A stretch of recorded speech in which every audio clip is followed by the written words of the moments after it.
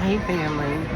So I am out with one of my friends today, real quick, and we were just like catching up, like girl stuff, right? Not just girl stuff, but you know stuff. You catch up, and so we're catching up, and as we were catching up, I was just feeling like the Lord was saying, like these are the days to, get this kind of a thing done. And you're like, what kind of a thing? A lot of times you going from like, you're going from glory to glory, but it really feels like you're going from suffering to suffering. And one of the things that I could say was really true of me in my corporate life anyway, was that I didn't take time to enjoy anything, right? Anything that I was enjoying, it was like kind of it happened. Like I would laugh every once in a while, or I would, I had moments where it was like, oh, this was a really good thing, but it was intentional. And so I was in this program a few years ago, and they taught us something called creating moments. And when you create a moment, you kind of like intentionally, you try to have a good time intentionally. And today was like one of those days where I intentionally wanted to have a good time. And so we created a moment, right? And I knew in the moment that I was creating a moment, that we were going to have a good time. And then we went and had the good time. And I didn't think about a whole lot else other than doing exactly what I was doing. And I hadn't been able to be present with anything. Most of the time I'm doing one thing, but I'm thinking about 50 other things at the same time. And this wasn't that. And so I'm just putting this out there in case you're headed for, I know a lot of the prophets I follow are talking about like a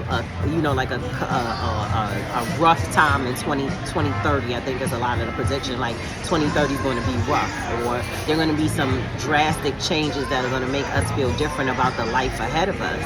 And so one of the things that I've learned is just before a rough time, I'll learn how to savor the moments before the rough time hits, because it's those moments that carry you to the other side.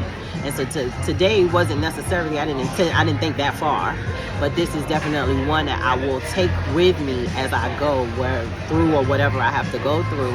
And I encourage you to start paying attention and creating those moments now. Solidify those relationships. So like when I'm talking to my grandchildren, or I'm talking to my family, even my friends, I'm more intentional because I know I don't have time that I thought I did. And so I want to make sure that if this is the last time, that what I leave them is not a screaming, crazy mess, but something that they can remember fondly and with grace. And so take a moment today and think about that person that you want to call, that person you want to say that thing to, and call them and say it. I had a moment like that the other day where I had to tell somebody something that I didn't think I was going to tell them. And the only reason I did it is because I lost someone this year, but me and this person, she was really special. I'll say that. And I didn't know her that long, but there was a point in our knowing each other, our association, where I wasn't sure about her. And she did something really significant in my life. And just because I wasn't sure about her, I'm not sure that I handled some things right.